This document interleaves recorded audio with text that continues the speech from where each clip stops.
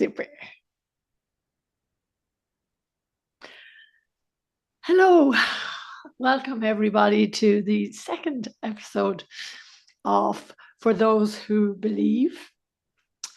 And this is so exciting because with me today, I have Danielle Brooks, a beautiful friend of mine, a Canadian who is a world traveler, of course. And we are here again to discuss the Casa de Dom Ignacio, where we all came together and were cosmically thrown into this stew. And we met there, and our bonds are really, really strong. We're all brothers and sisters. And we've come together to talk about how we got to the Casa. It's here in Brazil. You're from Canada. I'm from Ireland. Lorenzo, who we talked to the other day, is from Australia. So it's like a universal place of Tag team. healing. And certainly everyone from every, they said 55 nations, but I believe there was more than that in the beginning.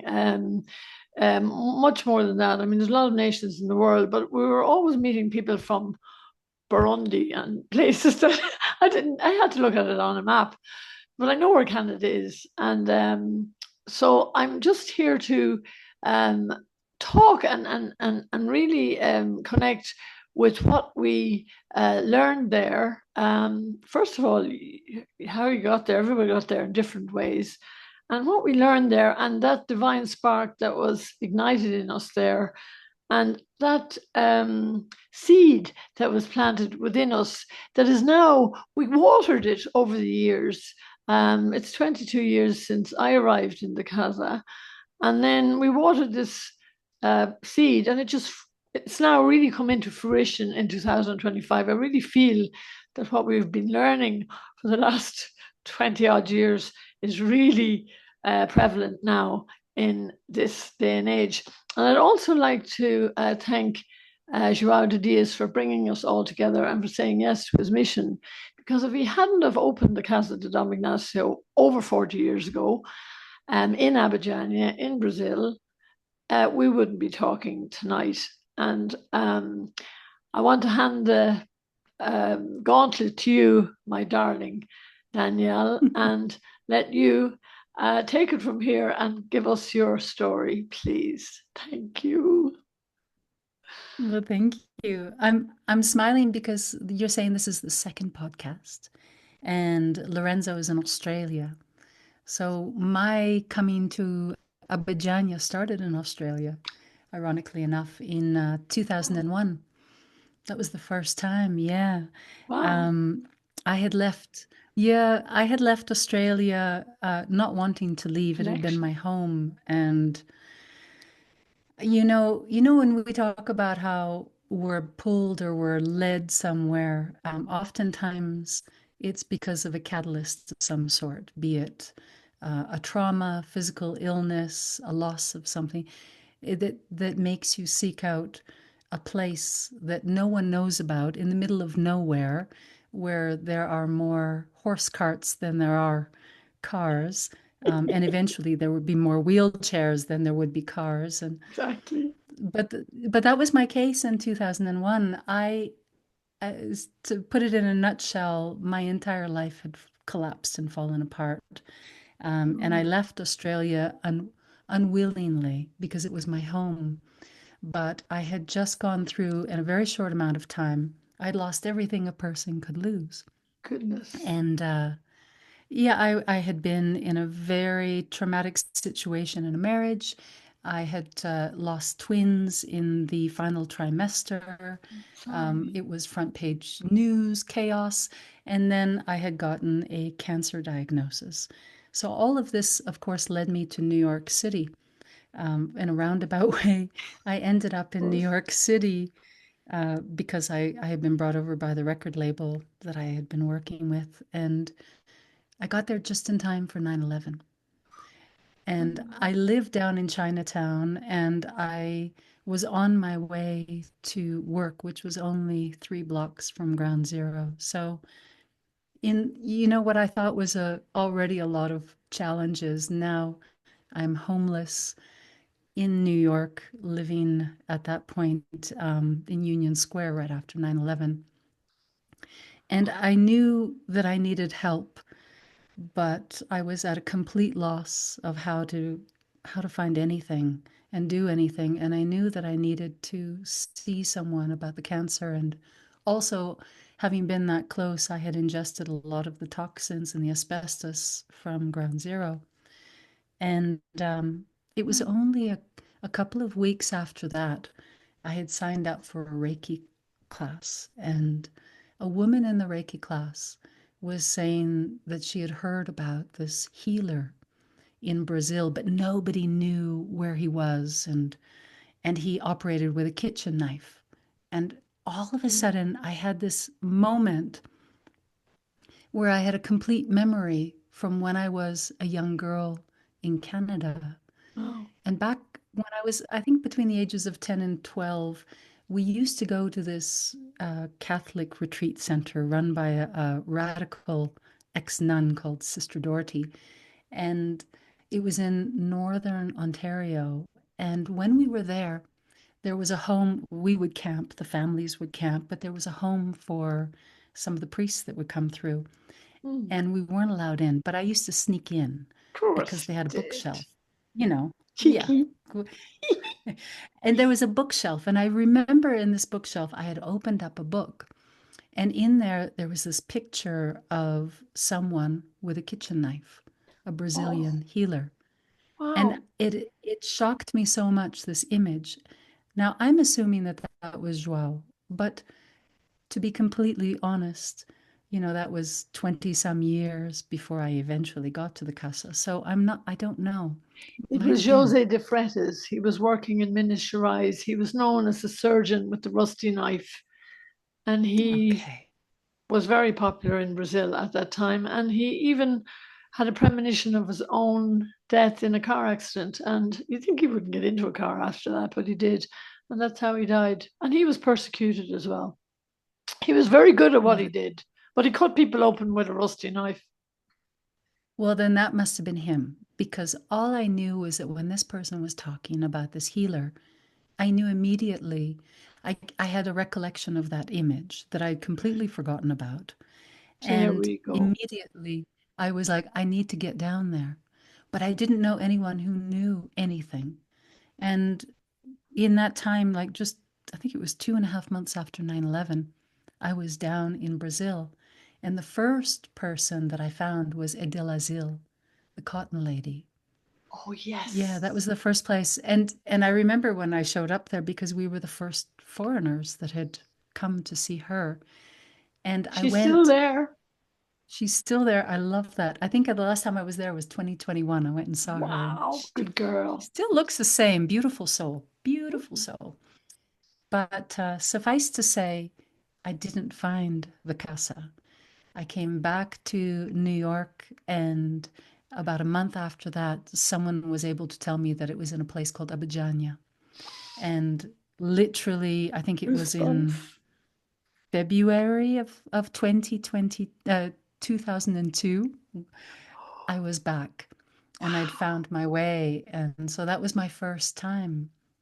And then over Long the span time. of 20 years, I was there, in and out for it would be a month and a half to 3 months or living there in the Every end. year I met you, and it was Yeah. a joy, always a joy to Yeah. see you coming back time and time again with different It experiences. often felt like, yeah, it often felt like I was coming in, in those years, especially in the beginning, because I needed so much, not just physical, but emotional healing. Mind, body, I didn't, spirit. all of it, absolutely all of it. And of course there were no roadmaps and there's nobody to give you instruction or to show you the way. And especially in those early years, there weren't so many foreigners. There No were English, some.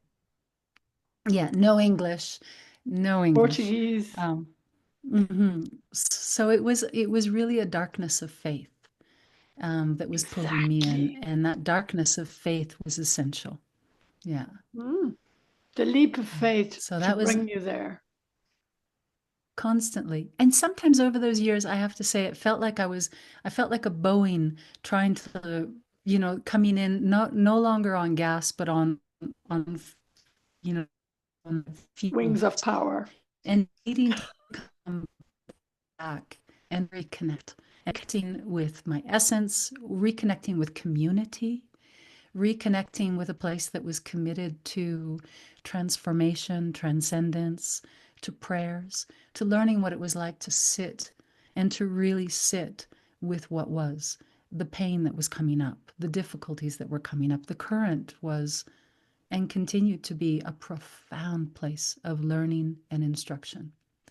And just the Ooh, capacity to keep coming back to it and to sit with what was, and so many things that would come up that I wasn't comfortable with, that I was ashamed of, that the tears that flowed.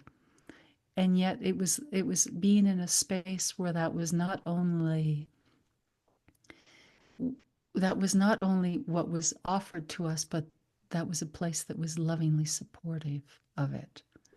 You is know, that why you kept coming back? Because you felt the love, as well as the pain, but the love. that's such a good question, because let me be very honest. There were some years where I thought I'm done. I'm done. Uh, Like enough is enough. yeah, enough is enough. But early on, I had made a commitment, and this is where it gets interesting, because every one of our prayers is heard. It's always heard. So when you make this grand gesture or this intention of saying, I am ready and willing to serve the light, believe me, it's heard.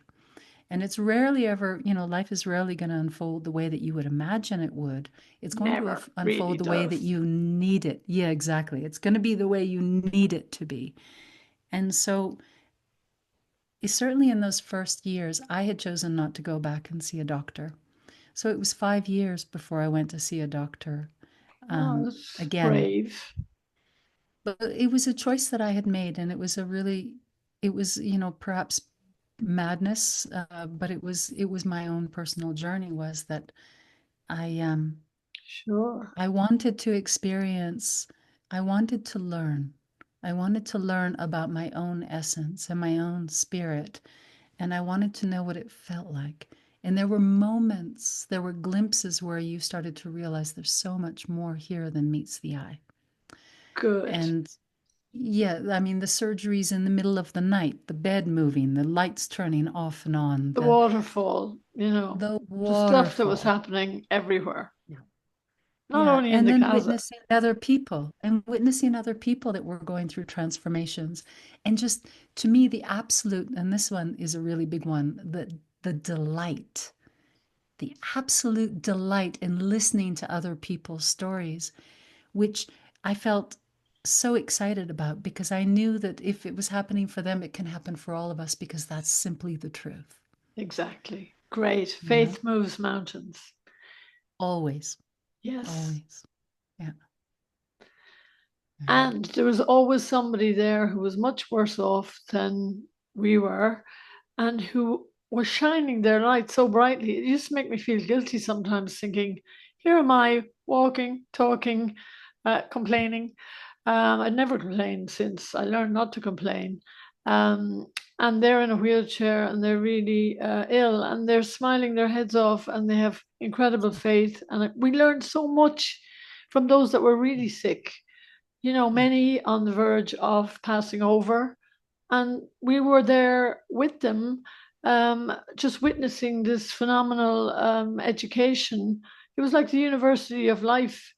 How, in the name of God, could they be so, um, have so much faith and be so um, content with their lot, knowing that they were.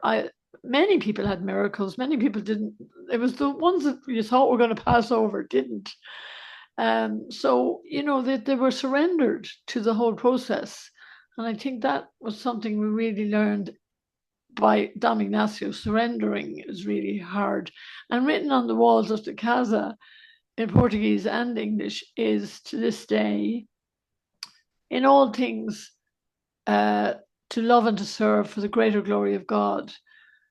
And I was like, oh my God, am I prepared to do that?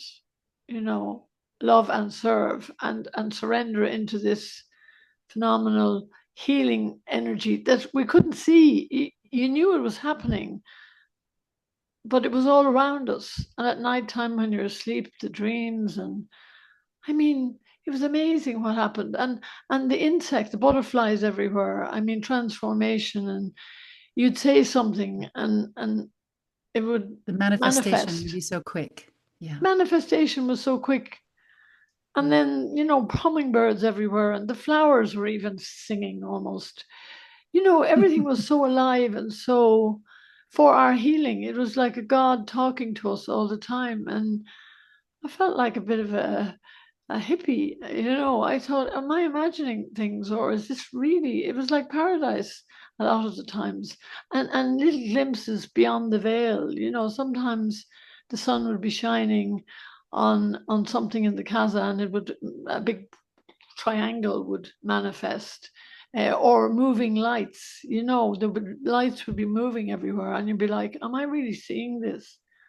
I mean, there's There's a countless. mentality.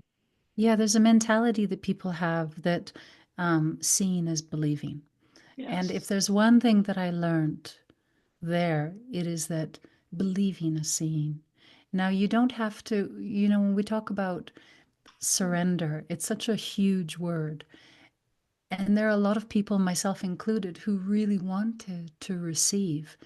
But there was so much in the way of doing that. There was so much fear, there was so much doubt.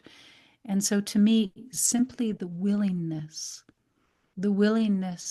to be open, allowed for the miraculous to come in and come in and come in. And so it was really that willingness to believe, the willingness to look at things, look at people, listen to people's stories.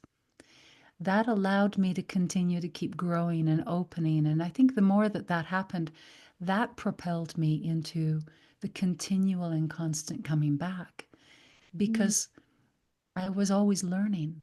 And there was mm, nowhere on earth, and I mean, I travel a lot. There was exactly. nowhere on earth where I was learning at such an accelerated rate. And Wow. I will say some of that learning was so painful. It was really difficult. I had, really growthy phases. Oh my God. You know, um, it was just like, oh my God. Yeah, Ouch. and because the thing is that as things are coming up and out, as we're healing and clearing, they're coming back up into our face. So one of the things in those early years that I don't even know why or where it came from. This I would say is the, entities encouraged me to do this. I started what I called the healing project, the healing project, Mhm. where I would not healing project. See, I can't even remember the name of it. I The know, it's sharing amazing. project. Suspended animation. It, So the sharing it's the project, it energy. started, yeah. I would drive around with my crazy bicycle and I would look for people and I would get a sense of who I needed to speak to. And often it wasn't somebody I even knew. And I would sit with them and I would begin by asking them if they would be willing to talk with me. And it wasn't an interview. It wasn't anything. It was based in compassionate listening and appreciative inquiry.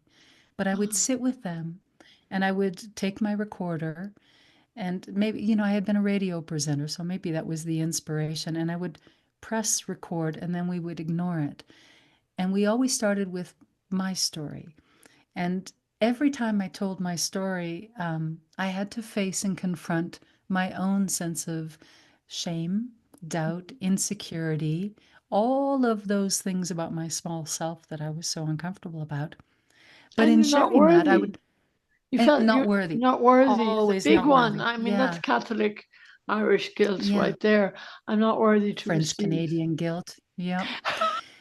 But I would Universal. share it. Yeah, I would share it and then I would look at this person and you could see them thinking, well, she's met a mockery of some things I can share with her and then they would start telling me their story. Yeah, beautiful. And I would just listen and over the years, over about 7 or 8 years of doing this, the shortest one was 3 hours and it was with little Elsie. Oh, And the she's longest beautiful. I was, love her.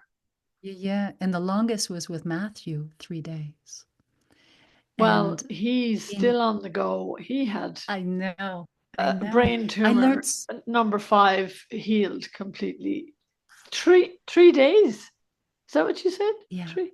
Yeah, we sat and I Wow. recorded all of these, and in total there were 94 of I these didn't realize sharings. that. That's amazing. Mhm. Good for you. Yeah, Thank you. 94 of them over the years. And so, when I think about what I was learning and what I was learning from my brothers and sisters next to me, from complete strangers, just in listening to people's stories. And every single time we would share, there would come this sweet spot moment where it would just arise.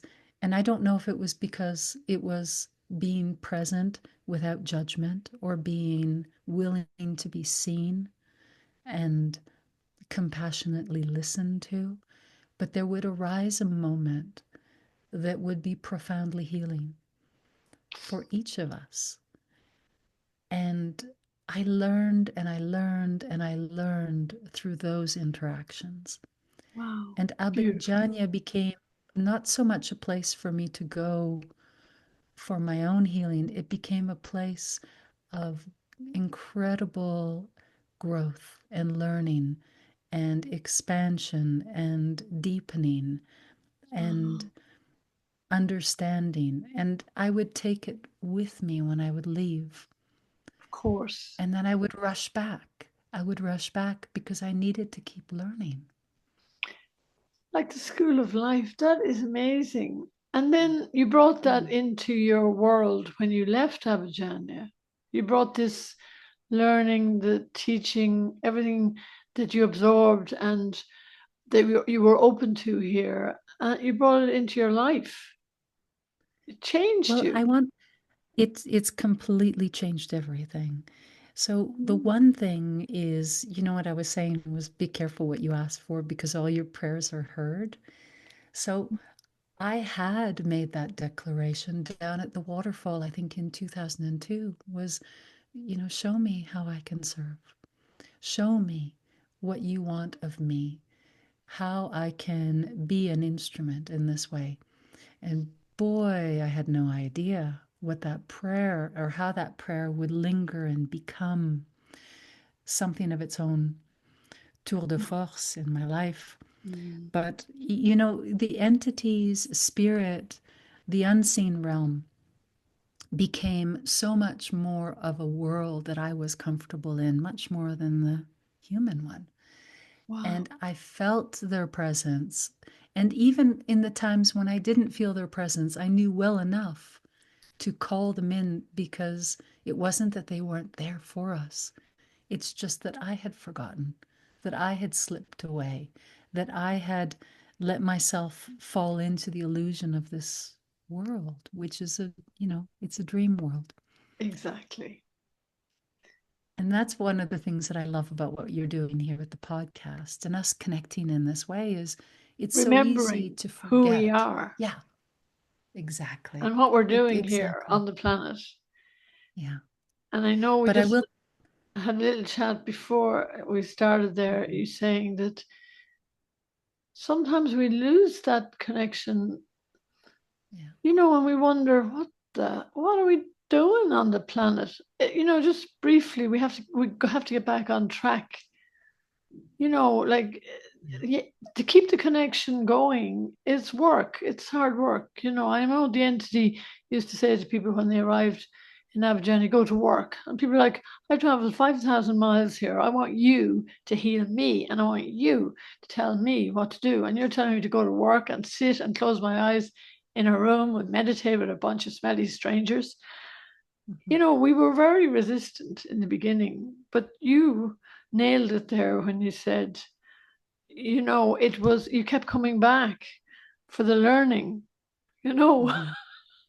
even though it was I painful. think it was painful, and I think some of the things that really struck me were listening to the other people and really hearing their stories, because what I started to understand was it wasn't about going in front of an individual and asking.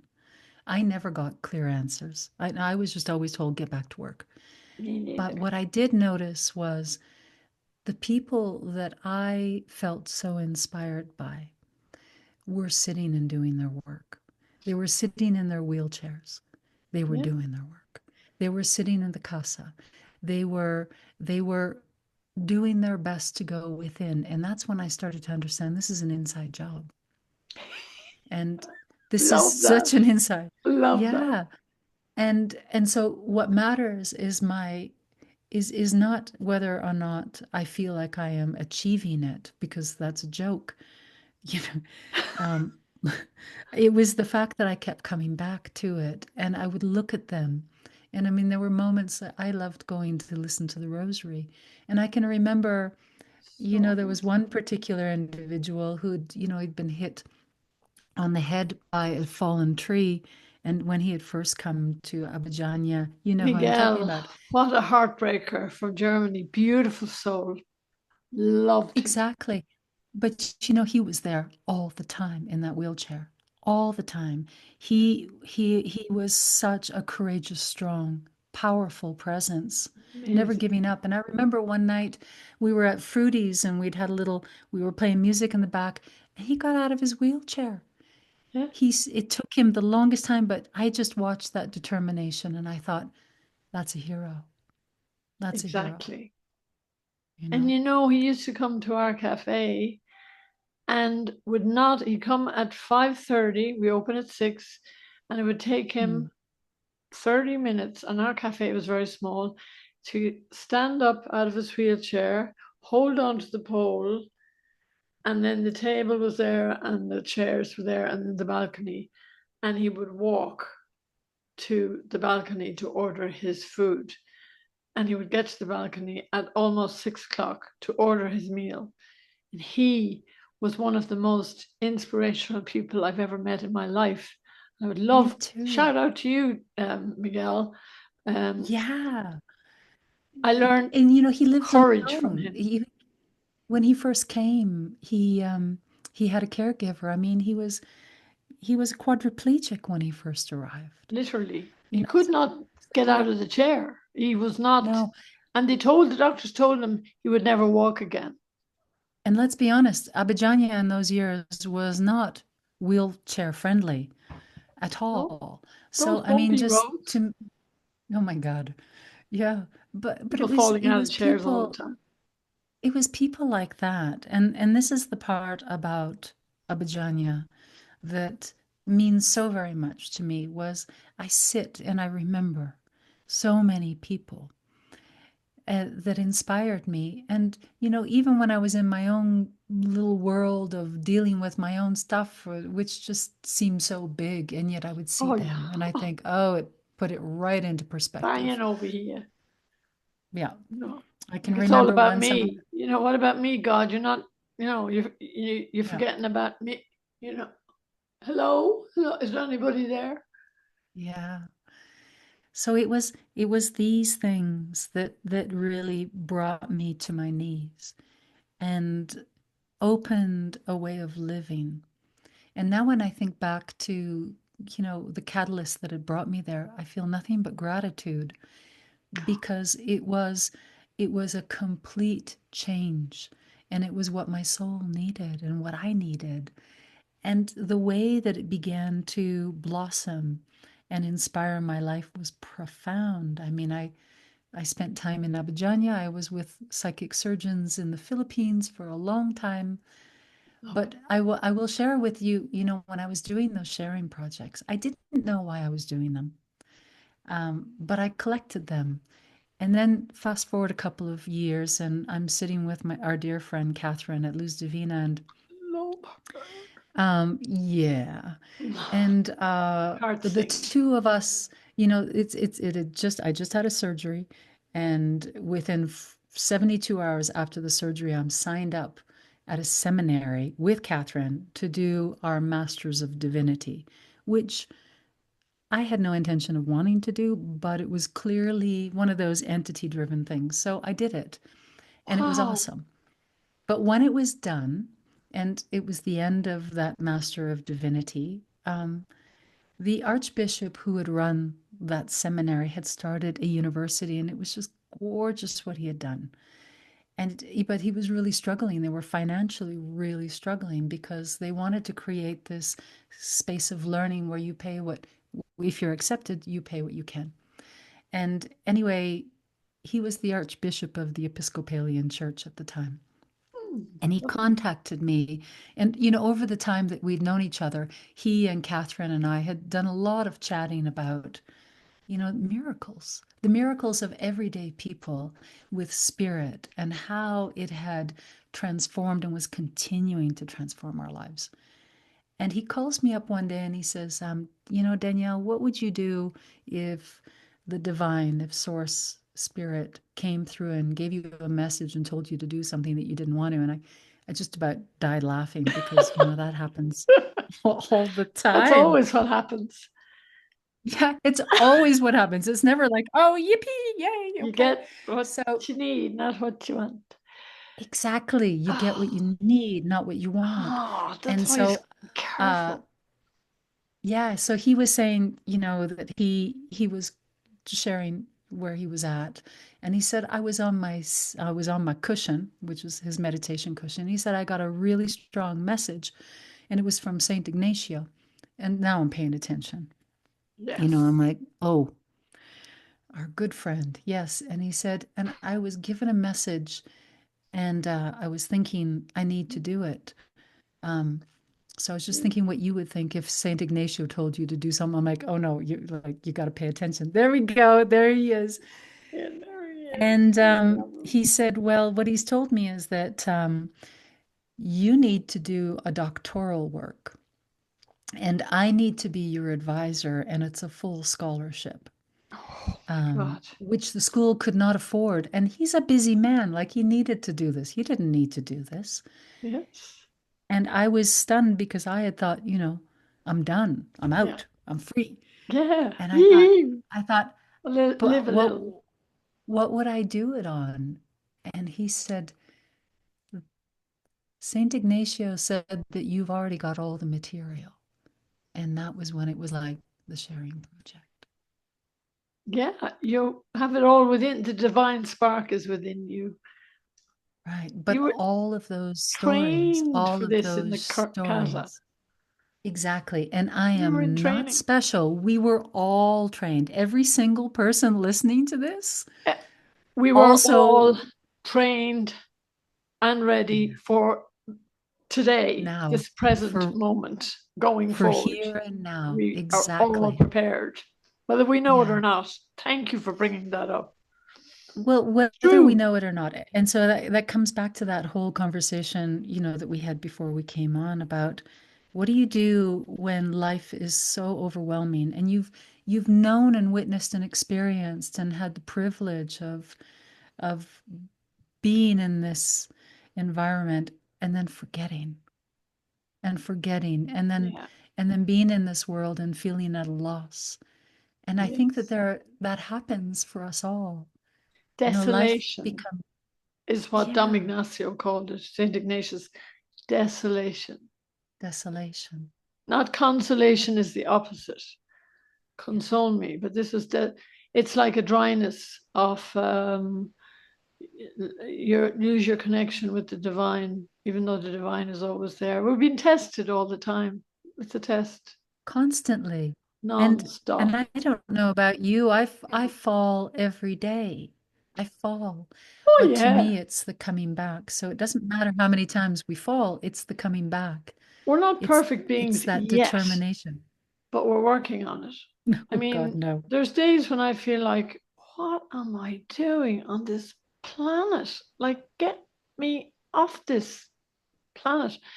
Um, yeah, we did talk about this beforehand, but we're meant to be here. I mean, we, we were all thrown together in this cosmic soup in the Casa, and now we are coming into our own. We have everything we need and more for the journey. We are equipped, we are ready.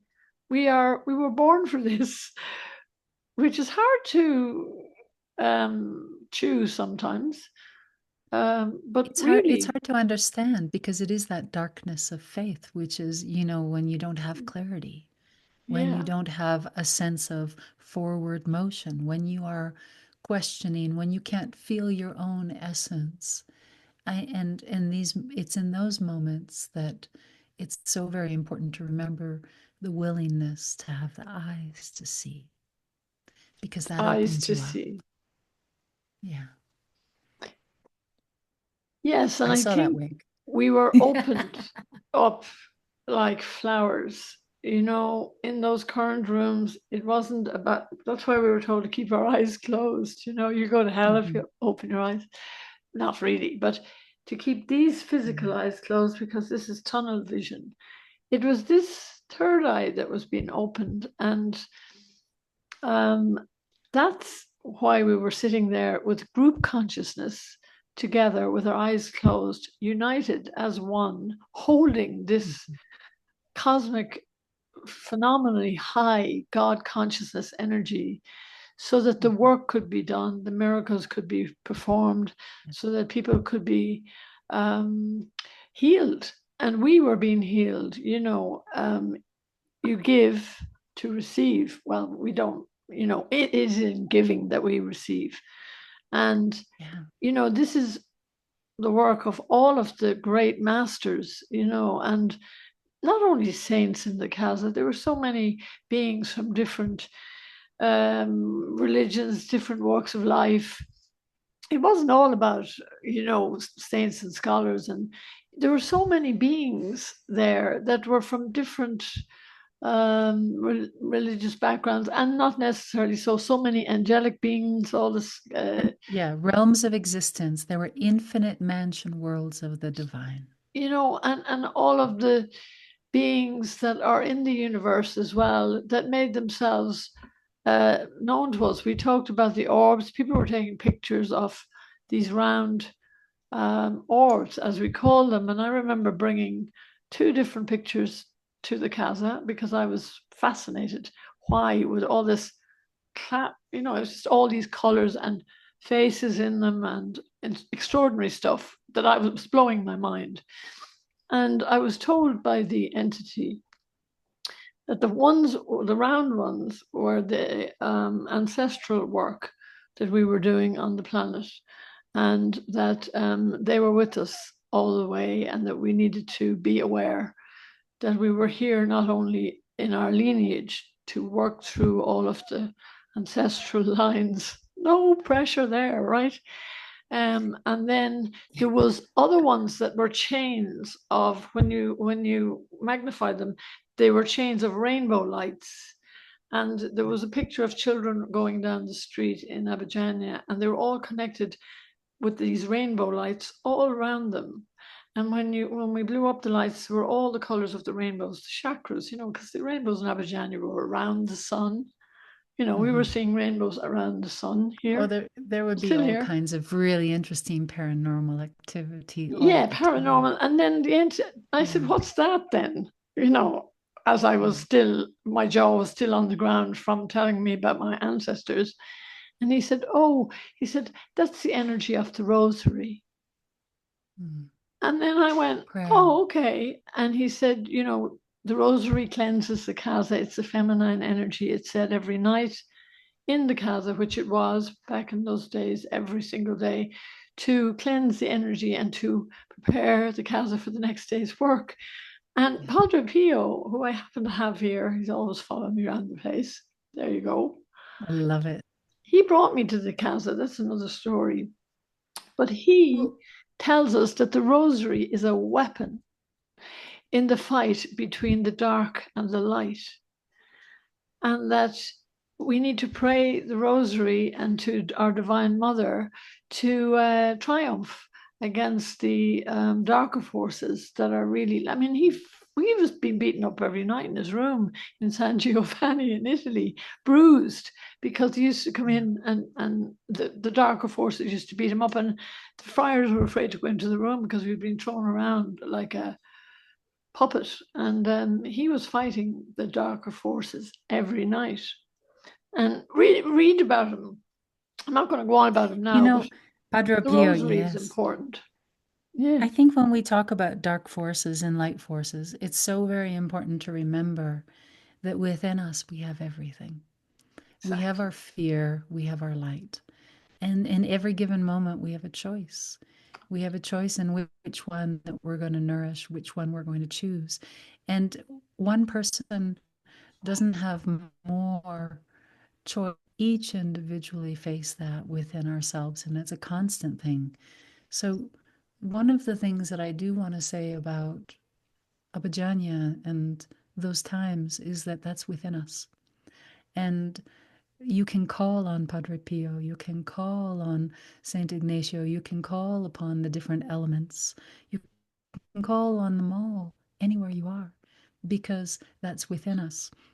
And when I think, you're saying Padre Pio brought you there, when I look back, I kind of giggle because Saint Ignacio was right there with me. He's what got me to the Philippines, or I lived at the base of Montserrat for a while, right where his cave is. And I didn't Love it. I at the love time even know that, his cave was right next to the cafe where I would go. But I started to realize how spirit, we are so held and supported, each one of us. And not because one is more worthy than another. We are all held. But it is our willingness to meet it, our willingness to welcome it in, gratitude, and just these kinds of conversations. Because when you begin to understand that there is so much more in the unseen realm all around us, but everywhere. when you invite it in, then you get to see the miracles that are happening every single day. And they are happening every day Everywhere. to all of us, everywhere. Exactly, exactly. But when you have a concentrated group of people, wherever they are, but Hmm. here we were coming, thousands of us coming, sitting down, opening ourselves with the prayers, closing our eyes, willing ourselves to go in, and the current, the energy of that flow. Many people don't realize how many masterful, different people were quietly, profoundly in corners doing deep work. Hmm. There was there was um, such a beautiful uh, microcosmos Cacophony. of the world. Cacophony. Yeah, I'm just thinking it's like this beautiful, beautiful blanket of people from all over the world. But the one thread Everywhere. that we had, the thread that connected us was the willingness to come, close our eyes, and pray. And language was not even a barrier, even though we put it as a No. barrier in the beginning because we lacked faith, I suppose, when we went first.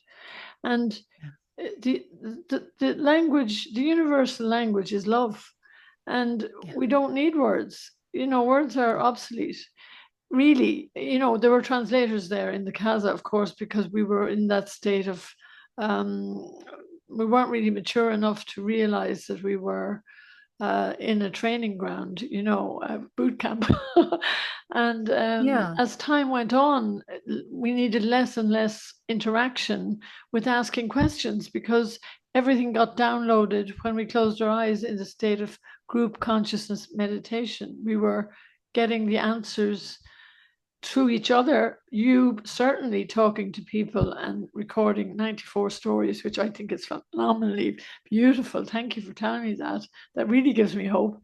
And then also, somebody might say something, and you're like, I was just thinking that. Or in the current, we were getting some currents, we were coming out going, what was that? Or even down in the soup when we were peeling all the vegetables for the soup, and we were chatting, we were Yeah. in service, and we were connecting on a very holy level. Like we were brothers and sisters. We're all in it together. We're all there for the same Yeah. reason. We're there to be healed. And a lot of people pushing our buttons. In the beginning, I used to be very That's bravo and part of the very. learning. Yeah, I that's part mean, of the learning. I ended up surrendering. I mean, I was, like, thinking, oh my God, loads of people are pushing my buttons. Then as time went on, and you coming back time and time again realized as well, this is part of the learning. I mean, it's very, very, Yeah. very rare that I get my buttons pushed now. I don't really get them pushed anymore. I forget the last time. But I'm in not the the early same person days, anymore we either. were meeting Yeah. people and going, I was having full scale arguments with people over God knows what, stupid stuff, fluff. Well, I mean, all of our stuff was coming out. We were all there in a place where our stuff was coming out. And, you would have these interventions and you'd have these surgeries. And, well, first and foremost, we're all there learning. But there isn't a guideline, there isn't a teacher, there wasn't a methodology. Mm, Everybody is where they needed to be on their own journey. And one thing I want to say is the synchronicity. It was incredible because if there was one person that you had to meet in Abadiania, and there might have been thousands of people around, and it was the one person that was going to push your buttons, you're going to meet them. And if there's one person, you know, like and you're going to meet them in this perfect, insane way that's got you putting your head back in the triangle, going, God help me, my God, help me, you know, help me. Or you're down at the waterfall at 5 a.m., or 6 a.m. or whatever. And of course there they are. And that's part of the synchronicity of it. And so it took me, I think I was a really slow learner. It just started to make me realize all of this is for my benefit. exactly. All of this is here to help me grow. If I can remove my judgment, and that was so hard. But Yes, if I can remove my judgment, I can understand that everything that is happening serves me. It yes. serves my evolution, it serves my growth. And there's a beauty to me in not having had anyone telling me or teaching me, so to speak, because it forced me to experience, to truly learn through experience. So then it wasn't, the mind's got nothing to do with any of this. The mind cannot understand some of those surgeries. The mind cannot integrate what was happening in Nothing. those currents. The mind was having, like, I often thought of my mind as like a toddler who'd had way too much sugar and was having a temper tantrum, just Exactly. didn't understand what was going on. But No. my heart, the wisdom, the innate knowing, the ability to go in and to keep coming back and go, show me the way. Yeah. Open, open me. Help me to see what I need to see. May everything that needs to go, go. May Mm, everything that needs to come, come. And then I would look at these people around me that inspired me. And some of them I never spoke with. Some I had deep, profound conversations with. mm. But I would look at them and I would think, oh, the wisdom of these people, the Yeah. strength, the courage. You know, And people bringing this each other soup and people picking things up off the showing up. ground for other people. I mean, there was so much love. Yeah, Without even at a distance, we were seeing these things happening. People pushing their brothers and sisters like in their wheelchairs and yeah. bathing their feet, and guys Bringing waterfall carrying water. guys carrying guys into the waterfall in wheelchairs. Miguel was carried, and he's a big guy. The Yeah, he was. love, the love, Yeah. like getting him down there and taking 5 or 6 guys to carry him down all those rockety steps. There was no bridges in Oh those no, days. It was no, rocks, there wasn't. And there was no railings. And I no can remember one railings, time those guys coming back up and they were radiant because a big blue morpho butterfly had come and and was landed on on their their head. head. And I'm like, yay! But that was love, and then Yeah, people taking your soup plate back, or um, just people doing things for you that, and when I went first, and I'm sure you saw them as well, the interpreters had blue jackets on. In Portuguese, it said on the back, how can I serve you? yeah, But I didn't know what it meant. Pode ajuda, or how can I help you? So they were there to help us.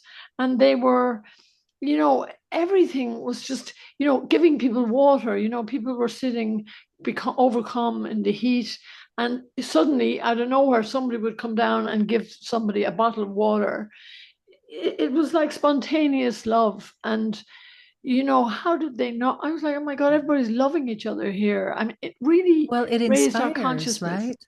Huh? Yeah, it inspired love because you would see this and it would inspire you Witnessing it, and to witness it. And then it was like, well, how can I can go and get one of those big bottles of water and fill it up with, and then bring it to somebody who's bedridden, or unable to go down. But one of the things that was so very beautiful would be sitting at dinner and listening to people, listening to their stories, yeah, listening to what was going on around us, um, and just starting to realize when you have such a commitment to healing and to openness and to growth, it can't but inspire you.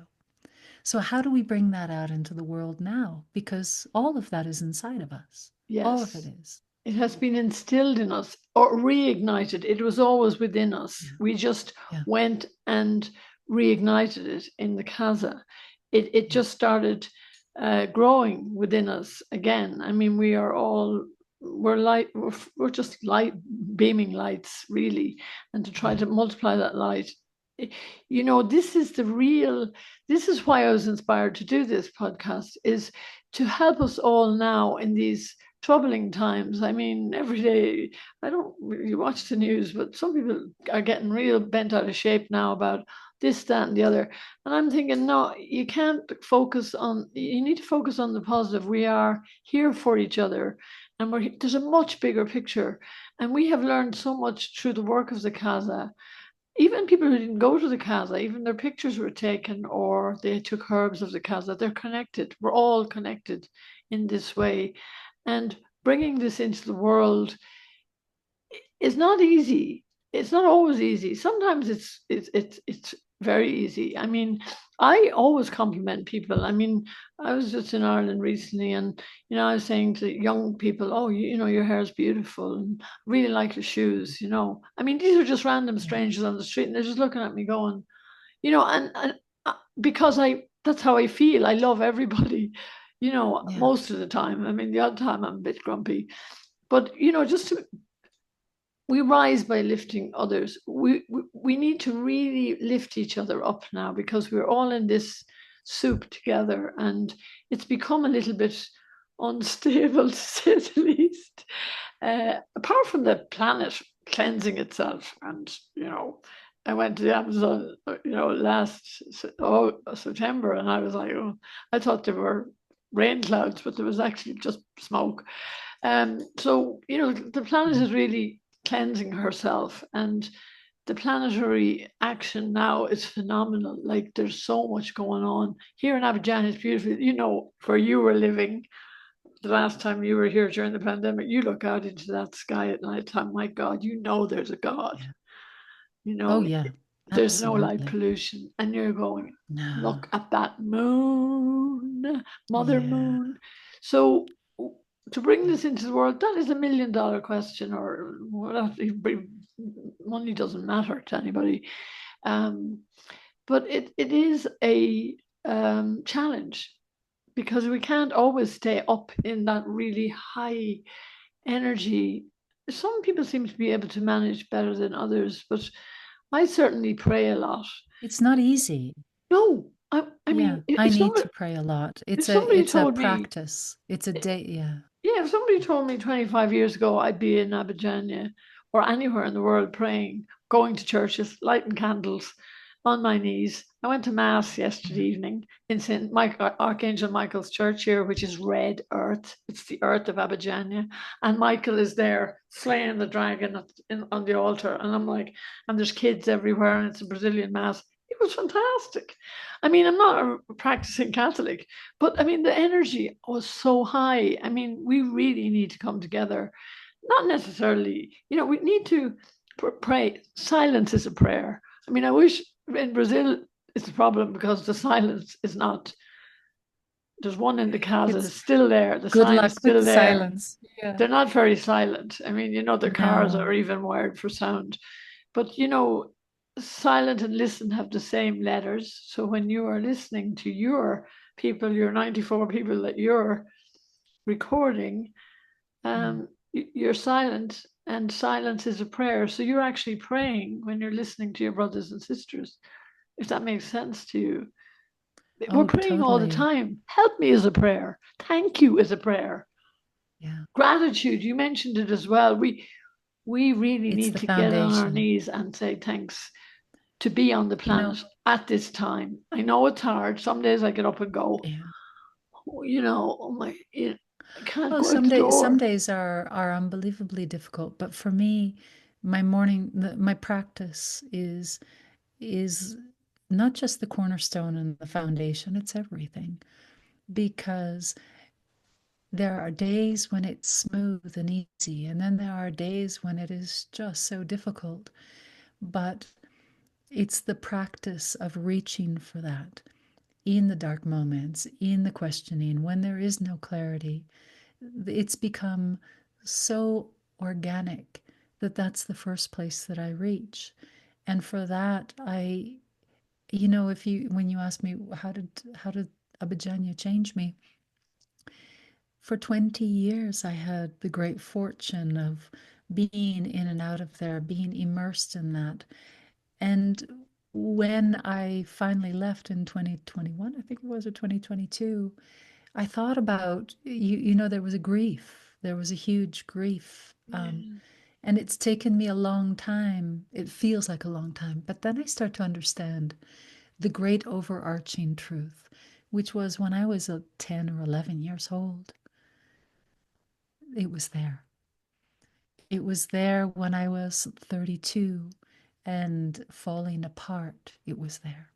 Yeah. It was there in the darkest moments. It was there. I remember the day I was leaving Brazil. I think I was on my way to Argentina. And of course, it was the day that Brazil locked down. And I'm like, well, guess I'm not. It was there.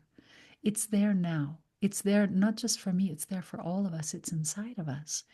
So it's that just coming back into it, into the quietness, into closing our eyes. And podcasts like this that you're doing, thank you so much, because it's in the remembering that it never left us. Yeah. And it isn't a place, it's within us. And we're here together. And there's a reason that we've gone through what we've gone through, that we've had the highs and the lows, that we've had the moments of incredible miracles and then the moments of forgetting. And it's a two-step, you know? Mm-hmm. And we start to understand that each time we fall out and come back into it, we're stronger. And we start to realize that each time we fall out of it and come back into it, we're bringing more light into this world. So then, how do we show up in this world? By remembering and choosing in this moment Mm.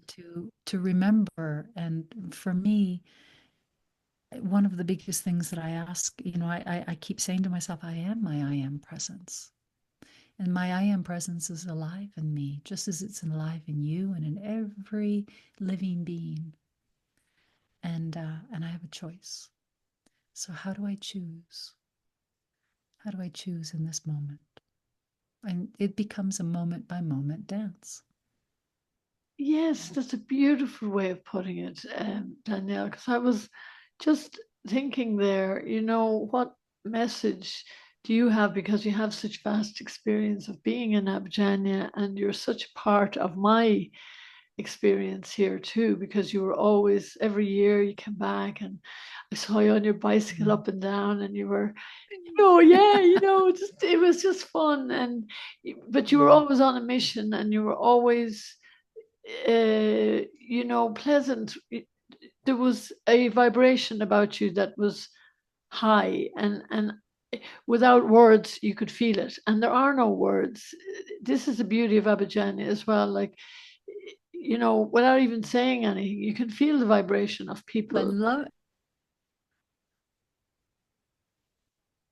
You know, people are quite, you just flying around on your bicycle, and you were always positive, and you came in and it was such fun.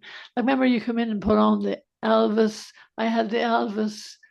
I have My that Elvis picture, the earrings. Elvis earrings. They're actually my Christmas tree decorations now, and they're big Elvises. And you were just wearing them like they were normal. And you said, "How's this look?" And I just turned around and went, "Oh my God!" And I took a picture of it. I mean, I still have that picture, and every time I see it, I laugh my head off, and that brings me joy because when I laugh, my heart opens. And so Yeah. you are part of my heart opening. So this is why we will never be apart, really. I know No. distance will And never, there's no distance between us and I or just want to between any of say, us. like, or any of us, because everyone who's listening, God, there's so many memories and so many beings that came through. People, animals. Oh my God, remember Toto? Oh, will you The- stop? The king. but there was just so much beauty, and there's just, what I wouldn't give to see you all again. Yeah. In the So I close same, my eyes and I think, oh, there you are. Yeah, you're yeah. there in my memory. And that will Mm, always be a part of us. We are all a part of each other. We are all integrated together. Um, you know, sons and daughters of the Casa sounds a little bit corny for some people, but it's true. We are all a part of each other. We're all part of the same vibration, the same oneness. And our yeah. job is just to show up, really. I keep hearing that. And also to love and to serve in all things for the greater glory of God, which is not an easy thing to do sometimes. But you're right what you said. There are good days, there are strange days, there are days that are not so, Well, fantastic. it's a strange time. It's such a strange time. And I do want to say one thing about Abadiania. There were many people and that were so instrumental Mm, to our lives that didn't go to the Casa. And exactly. they were there, and I just think about all of the angels that worked at the posadas, the people who worked in the stores, the people who were on the street, the people, you know just the local people, the intentionality to put a smile on your face and Yeah. meet this inundation of, I mean, I the thing I loved about Abidjania was, I don't know any other small town in the world that had, on any given day, you would hear at least 12 different languages. I know, Yeah. yeah. And It was see awesome. horses and cows and dogs and cats and birds and toucans and Yeah. every animal, monkeys, you know yourself, Yeah. you were Oh, feeding the yeah, my monkeys, monkey. and your friend, I that had so parrot, many monkeys. your boyfriend, the parrot, you know, like, Gordinia. like not just a little, and then the little parakeets, in my letterbox. So it was just life in all of its forms Oh, every single day. And it's still here. yeah, And it is. we may not be here physically all together, but we live in each other's hearts. And that's Yeah. why, really, this is why I was drawn to bring us all together in this podcast and speak about our, like, this is such a beautiful, you gave me goosebumps more times. I didn't want to interrupt you in the last hour, and Yeah. we're going to be finishing shortly because we could Yeah, talk we could forever. keep Like, we going. could Yeah. just talk forever. It seems like 10 minutes, but you gave me so many Well, goosebumps because that was always the true vibration of the universe, the truth, yeah. the love. When you get the goosebumps, you just give me so many goosebumps because it's us together. We're never apart, Yeah. even though we're talking now, and we'll be finishing shortly. And just to finish up and to So, really be in gratitude that we can do this. And then yeah, I'm going to be interviewing different people. Like, we all have something to I say, and love we're it. all from different walks of life, and we're all in it together. And we all got on, and even the people who push my buttons, some of them are my best friends now. Uh, You know what? They bless each and every one of them because we were all there learning. And I yeah, just want to say, as we're finishing up, um, and I think I speak for everyone, thank you so much, Grania. Thank you. In those years when you were doing the meditations, and I would, during COVID, we were a handful of people in Abadiania, and you were doing those daily meditations. I thought, bless you. And now you're doing this. And for those years that you were in the first current room praying, there are so many people that have had a profound impact on me, but you had a profound impact on all of us. So I Oh, thank you. I thank you. I thank you for doing this. And I know everyone is saying the same. And bless you for being that beautiful golden thread. well, birds don't sing for applause, but and I am actually following instructions, because But the you day listen. the pandemic hit and we closed the cafe for the last time, which was a hard Yeah. day for everyone, um, and we weren't really stuck in Abidjan. Actually, it was quite a beautiful It was time we had. fabulous. It was We great. loved it.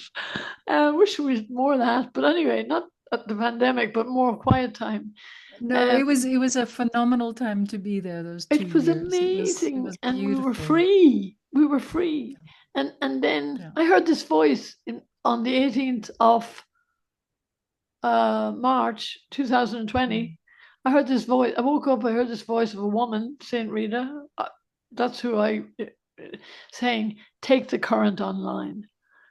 And I was just following instructions, and I was like a DJ. I had all the stuff. I had my two phones on, had the TV on for, and then YouTube, and The everybody, dogs, the dogs in dogs the in the background, and people background. saying, "Why don't you shut your dogs up?" And I was like, "Oh, it's just Abidjania," and also thunder and lightning, and also things blowing up. Power outage. With the heat, it Yeah. was 95 degrees, and it just Yeah. kept going on, and I just kept doing it because it was just, for me, it was fantastic. And for everybody else, we were all connected. So this again is like another coming together in a different way, but it's all about the love that's between us and to support each other going forward. We are stepping forward. We're not, don't look back, you're not going that way. We're stepping forward together No. and we're supporting each other. And I think these podcasts will help people to remember the Casa, don't forget, but also we're being propelled forward to love and to serve in all things for the greater glory of God. I like that Ignacio was thinking. Or Saint Amen. Benedict, the Benedictines are the hounds of God, they never shut up barking. Oh, but we really are in service and in love. So thank you from my heart to yours. And we will Mm, see each other again. Don't you worry. absolutely. I get over there. Love you. Love you Thank you too. from my heart, and thank on behalf of everybody who is listening to what you just shared is priceless and so necessary and so real and beautiful. So really, obrigada and namaste. Obrigada a todos. Eh? Mwah. Love you.